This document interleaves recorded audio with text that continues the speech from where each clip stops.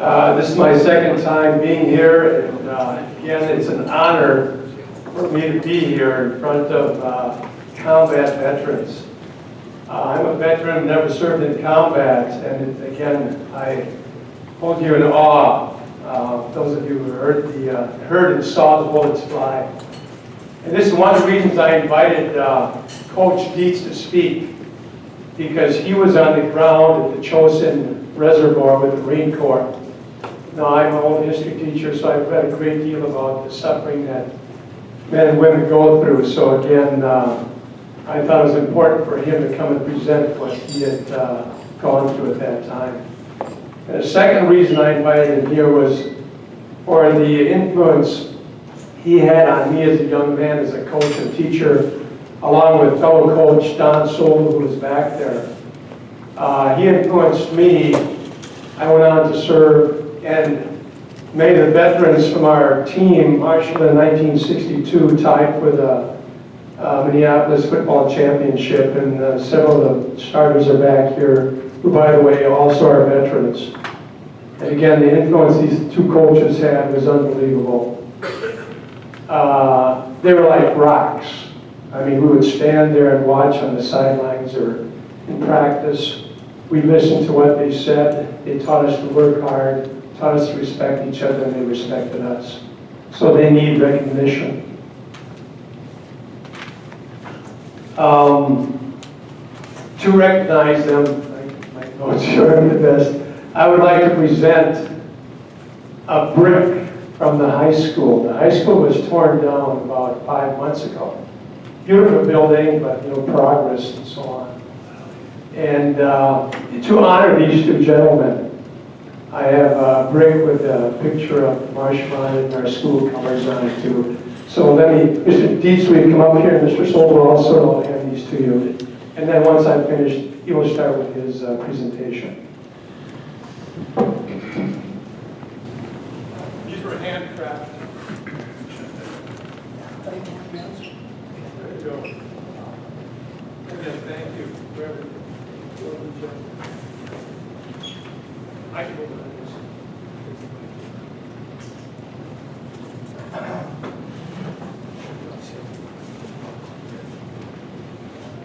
It'll be a little uncomfortable for me to talk about some of my experiences that I had in 1950. Okay.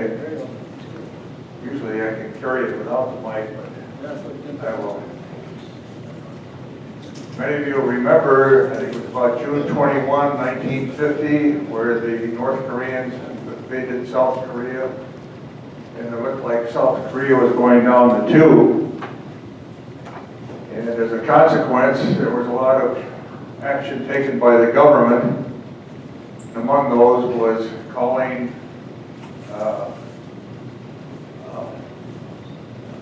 Marine Corps reserves, called them to active duty. And a lot of people from the Twin Cities were called to duty. And as I recall, we shipped out, I shouldn't say shipped out, but by train, were moved to the destination of Southern California and Camp Pendleton. Those of you that are ex-Marines probably had a wonderful experience of being at Camp Pendleton. At any rate, we arrived in Pendleton and were attached to Tent Camp 1, 2, and 3, as I recall, and included boot camp and advanced infantry training, and a lot of time on the riflery. We were there for, I think, 6 or 7 weeks. We got Liberty for a Saturday night, came back. The next morning we boarded the ship, headed for Japan. Interesting experience aboard ship. I'm sure a lot of you have had the same experience. And one day aboard ship I was given the responsibility of cleaning the head. That was a lot of fun. We went down to the head. It wasn't only me, but some others as well. And as the ship rolled with the waves on the ocean. You could see the troughs, and all the troughs were full. And people were hugging the commodes, and you just see that just roll down and splash the bulkhead. And we had the great duty of cleaning the heads. I can't remember if we ever finished that or not. But anyway, that one-time experience was enough there. But it didn't end there. You could go topside, and there's a good wind, and once in a while you get hit in the face, and you say, well, what the hell was that? We later discovered that not only the heads were being used for that purpose, but those aboard topside as well. So that was a fun part of our trip to Japan. I think we spent 13 days aboard ship and arrived at Yokohama. And it was pretty quick. As we were unloaded, we were boarded on a train and taken to southern Japan. I think we wound up in Kobe, Japan, and stayed at a former Japanese military post, and that became our training site. The whole thing here was that we were supposed to be a support team or to fill the ranks for an invasion of North Korea. And we began our training, and another interesting thing there I'll never forget was Kyoto was an ancient jest that was still in existence and was the capital, ancient capital of Japan. So one of the things we did amongst our training schedule was to march from our military installation to Kyoto. And I'll never forget it. It was like John Wayne coming into town to square things away. And as we approached the town, everybody in town went back in the house. The dogs, the kids, the adults, everybody. As soon as they knew we were coming, they would go in the house and not come out until after we left. Of course, we were there more than once. We trained throughout that entire period of time. We were there probably about 2 weeks, maybe a little bit longer. Worked a lot on fire team tactics as well, which is at that time was the Bible for the Marine Corps in combat. Once again, we boarded ship, but the night before we left, everybody was down on slop shoot, and that became a zoo because it was turned into a hell of a battle within the Marine Corps with the troops that were there. Fights occurred all over. Started in the head or in the slop chute, and from there you could, if you left the slop chute, you had to watch behind trees and up in the trees and everything. It was a crazy, crazy night. Lots of fights, and I thought, God, the proverbial stuff is going to hit the fan the next day. Thank God, as we boarded ship, we were told that boys will be boys or Marines will be Marines, and they always need a good fight, and that was the end of it. The fun time on this episode aboard ship from here to North Korea was standing in line. God, that was fun. We stand in line for breakfast. As soon as we were done with breakfast, we got back in line to stand in line for lunch, and then we finished up by standing in line for dinner at night. And we had 3 days of that, and that was enough. And we were landed in North Korea. We didn't land as an action, but were unloaded in North Korea at Seaport. And Bob Hope was there, but he didn't meet us at the dock. And we spent several days, maybe 7 or 8 or 10 days there, getting organized. Among other things, we were all just brought from all over the country who were in the reserves, Marine Corps Reserve, and it took several days before we found or were notified as to what unit we would be with. The Marine First Division has First Marines, 5th Marines, 7th Marines, and the 10th Marines. The 1st, 5th, and 7th were infantry outfits, and we were all anxious to find out what regiment we would be in. Come to find out that I was going to be in the 5th Marines, which is a historic regiment in the Marine Corps, going way back, I think, beyond World War II or World War I. And we were happy. I was lucky, or at least I thought I was lucky, to be one of those going to the 5th Marines.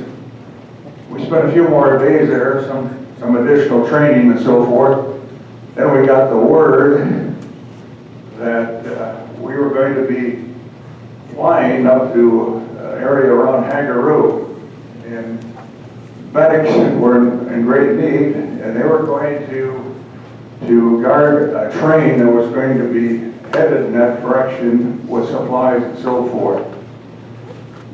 So we wound up flying, and the medics, which were always badly needed, guarded the train, and we flew to Haggeroo. Interesting experience, and a lot of you veterans probably experienced the same thing. You're a rookie, and you come in, and suddenly here I am, and you could tell by the reaction of the people in your outfit that you're going to be in weren't too happy, for obvious reasons. I think you all know that. When they're bringing in more reserves, it means it's not going to end quickly, and so be it.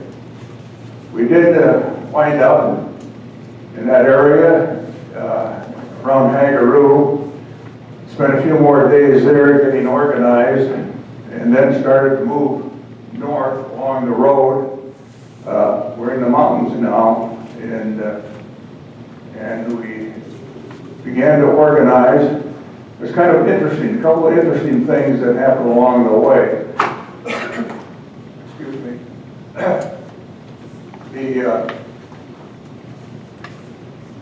We started moving, and we moved by truck. Surprisingly, the Marine Corps had an idea of using trucks to move troops. They don't do that very often. And one night we stopped along the road, set up a security system, and hit the sack. During the night, a firefight began. Chinese came down the road and into security that we'd set up. The firefight began, lasted for an hour or two, ended, they left. One of those strange things that happens in the wartime and in combat, one of the guys in our unit, as it got light, he discovered that he had a hand grenade in the bottom of his foxhole. The Chinese were using what I call the potato masher hand grenade. It has a long handle. Well, he found it in the bottom of his foxhole that morning. Just one of those things that happened along the way. The next day we moved farther north, and only a road that was wide enough to get a truck or anything else on it continued north as we were ordered to do so. And that night, or that day, we had Thanksgiving dinner, 27th of November. I'll never forget it. We had a nice meal. The next day we moved out further north and went beyond Udamne, if you looked at the map, and beyond that, and took up a position. Part of our regiment was already there and up on the ridges of the mountains. I happened to be in a group that was the last ones in. It was well after dark. It was like 9 or 10 o'clock at night. And as soon as we got in, got off the truck, got the sleeping bag out, and hit the sack. And it was cold. It was about 30 below zero by that time. And we no longer hit the sack. And we got the gunnery sergeant started yelling, 50% wash. We're getting a lot of pressure. There's a lot of firefights going up on the mountains around this valley that we were in. So as I unzipped my sleeping bag, looked around, there was firefights. You could see the firefights going on. And anyway, we didn't have to stay active. So we hit the sack again. About 1 o'clock in the morning, gunnery sergeant said 100% wash. Excuse the expression, folks are attacking in force. I took my sleeping bag, and on the hills or the mountains around us, surrounding this valley, you could see red, white. You could see tracers flying all over the place all night long. It never got dark. And as dawn came, the shooting, the firing had slowed down, and now we knew that we had a fight going. We were called together that morning by one of the sergeants, explained to us that we're the farthest point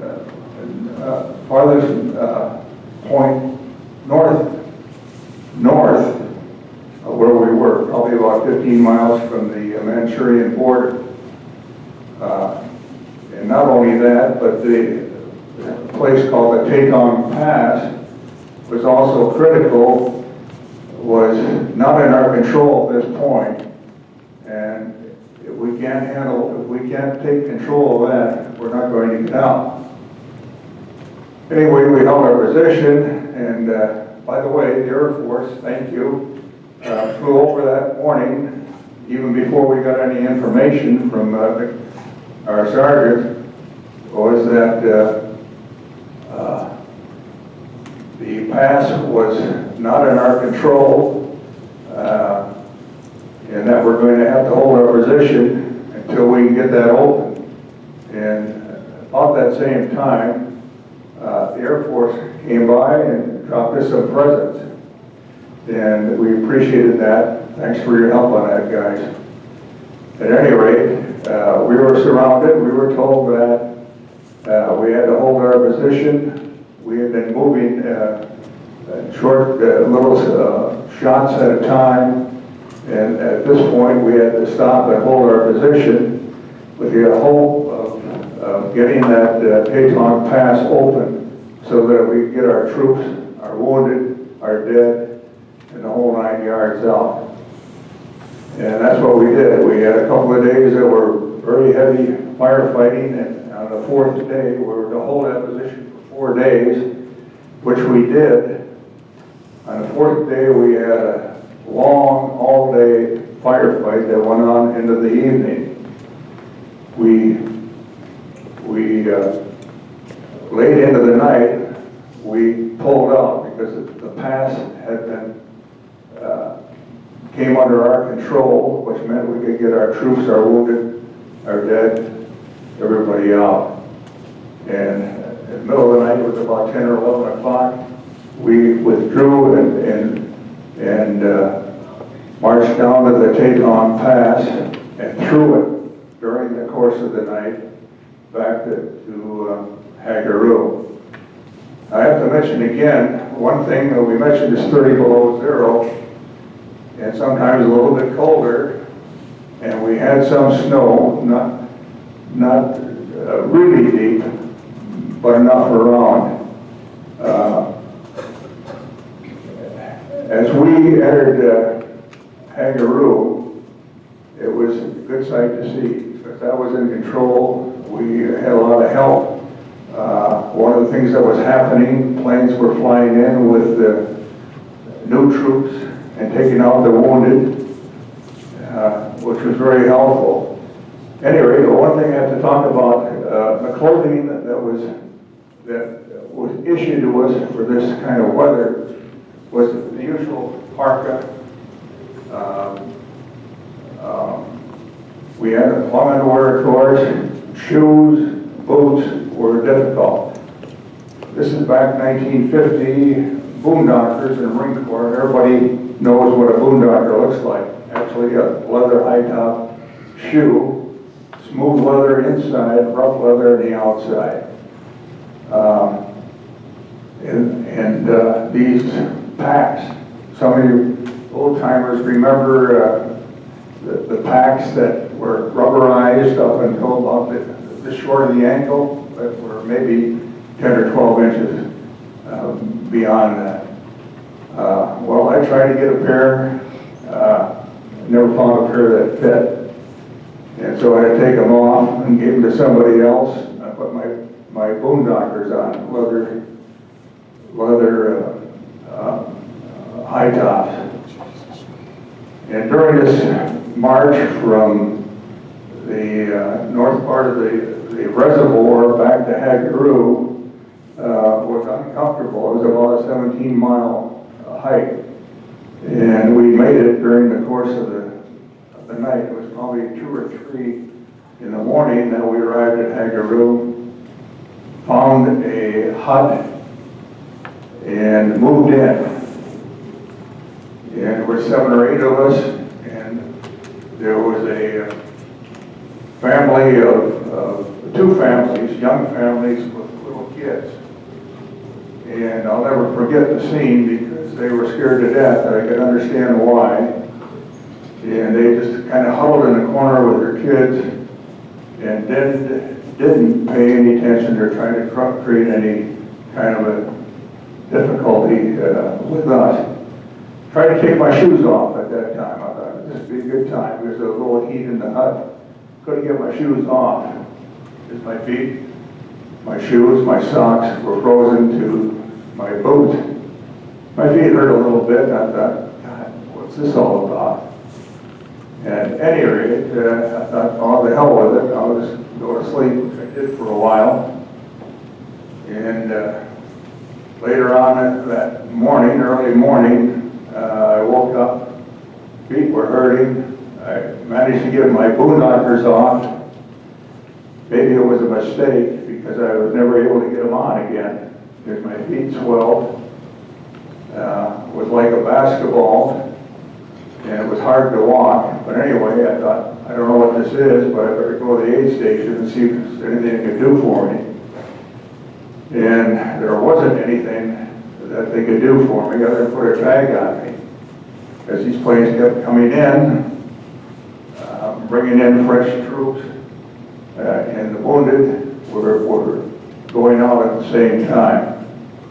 And at any rate, I wound up being put on a plane and flown back to Japan. It was kind of an interesting experience. We got to Japan, we landed in southern Japan, put aboard a train, and take them back to Yokohama and put in the hospital again. I froze my toes, turned black, and spent about 2 or 3 weeks in the hospital in Japan, and then was flown back to Hawaii for an overnight and on to the West Coast Oakland Naval Hospital. There are a tremendous number of casualties. I think we had 3,000 killed, and I think there were 6,000 or 7,000 wounded, plus those who froze their feet, legs, arms, and so forth.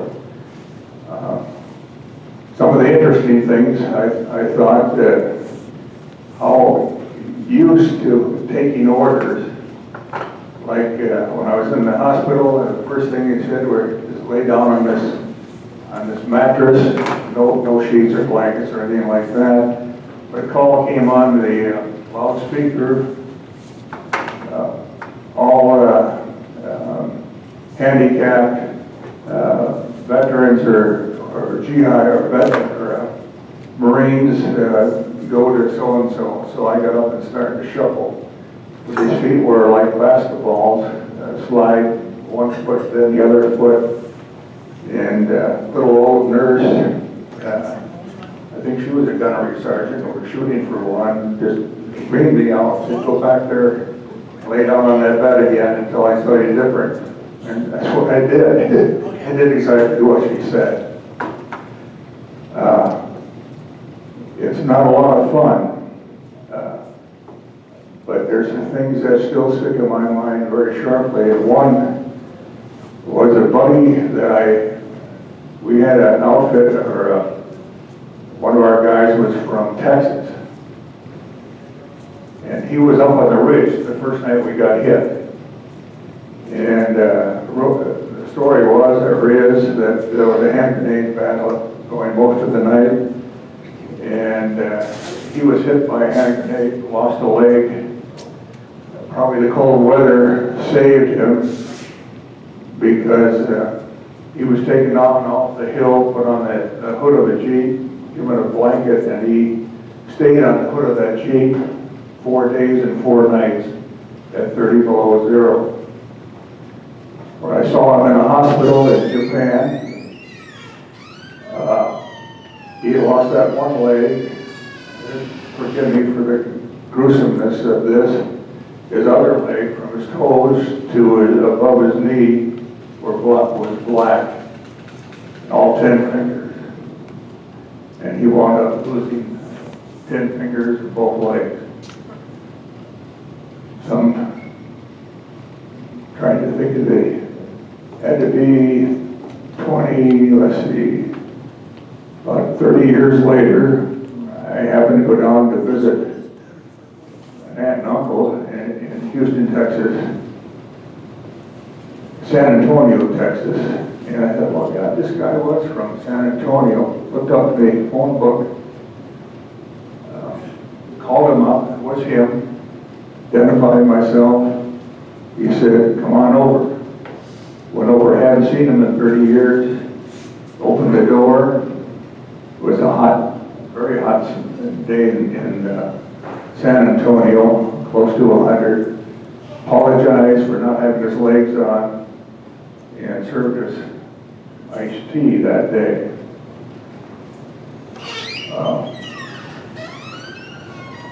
Things that have a great impression upon me was the leadership that we had by our NCOs, by our officers, by our commanding general in the difficult situation that we were in. Handled it beautifully. The idea of flying in support troops or fresh troops and flying the wounded out saved many lives. And of course, I think created a miracle. If you talk about the fight from Hagaru to the seacoast and putting in a bridge that virtually been destroyed by Chinese troops was replaced so that all the troops could be moved out back to the ocean and picked up from that standpoint. One other interesting experience we had when I was first there, in San Luis, at one time we were at a checkpoint of 2 roads. We had a tank with us and 7 or 8 troops with us, and suddenly we start to see a whole stream of civilians coming down the road, large number. The salty veterans that had been there got real nervous and real anxious. And so we went out, met them on the road, stopped them. They had a long line. It was little kids, women, and aged men. And the salty veterans got behind this line, behind the people. They were facing me and some others who were covering them from the front. The salty veterans went behind them and kind of gave commands, or at least sounded like commands, to see if anybody would react. As a consequence of that, about 6 people were pulled out and probably given to intelligence people in our in our outfit to see whether or not, in fact, they were civilians or Chinese troops trying to finesse their way through the lines.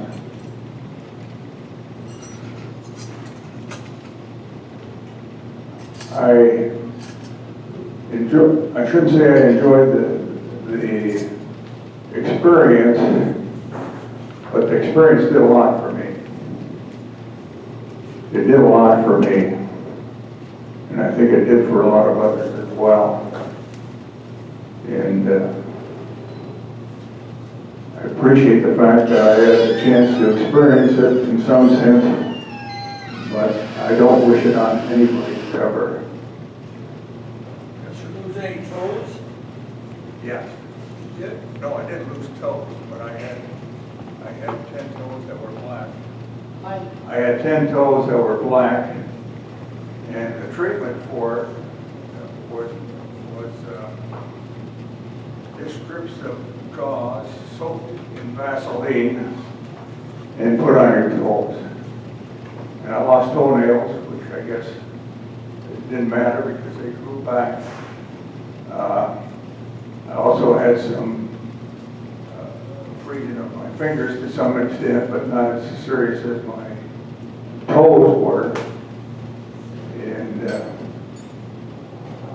I was able to survive that without losing toes or any arms or legs. Yes, sir. What did your unit think about MacArthur's decision to move up to the Alamo? Well, our general didn't like his ideas because if you look at the map, unfortunately, I didn't help my student that he had all kinds of layouts I should have brought and forgot them. But he didn't like the extension of having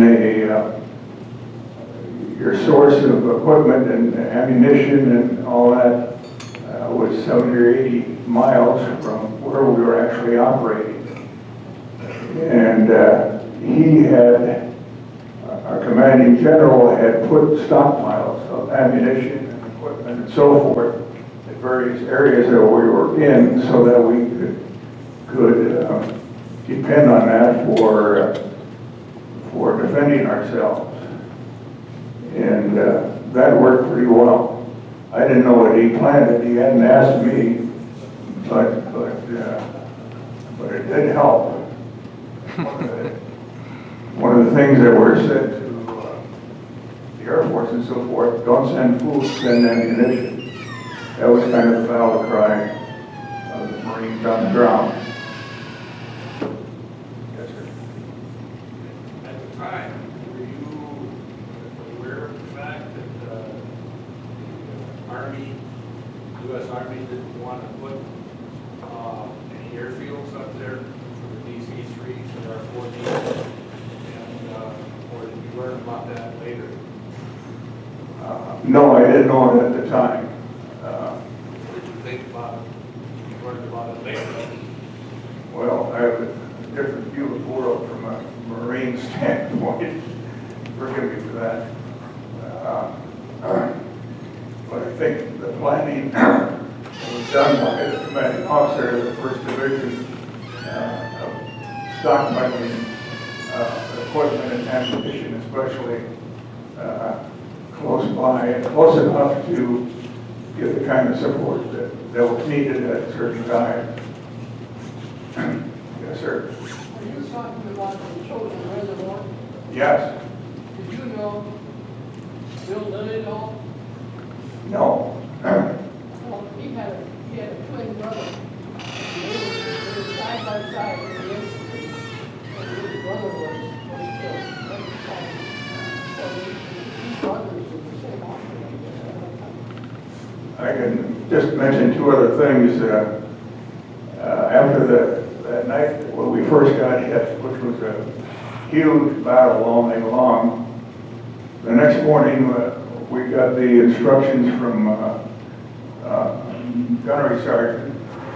We moved up, took position on the hill that was already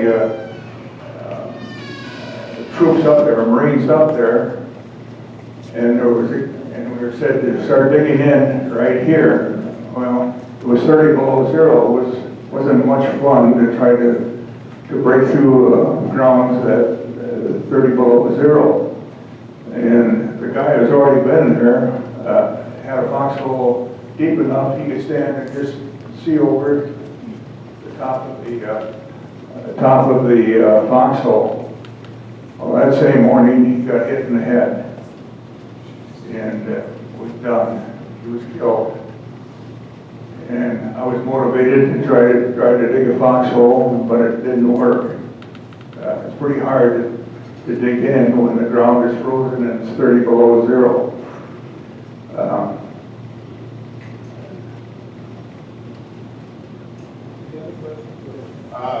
After you got out of the hospital, were you reassigned or were you out of the service? Yeah. When I wound up in the hospital in Japan, I could barely walk. In fact, I wound up not being able to walk for a couple of weeks. And after a couple of weeks, I was flown back to stateside, to Oakland Naval Hospital. And so it moved. We landed at Wake Island for a refueling and then on to Hawaii where we stayed overnight. That was kind of nice because there were a lot of young ladies there to greet us. And we stayed overnight and then flew the next day from Hawaii to San Francisco area and to Oakland Naval Hospital. Most of my treatment was taking care of the frozen toes, and then later I was transferred to Great Lakes Naval Hospital. Why, I don't know, but I had some additional treatments there, dealt with my back. Why, I don't know. To this day, I don't know. And anyway, I survived that as well. And from that point, this was December when I froze my toes, December 7th or 8th. And at the end of March, I was reassigned to Quantico, Virginia, which is a Marine Corps base on the East Coast in Virginia. And I was back to duty. Any other questions? That's it. Okay, let's do, thank you for your service. That's it. Okay. Thank you.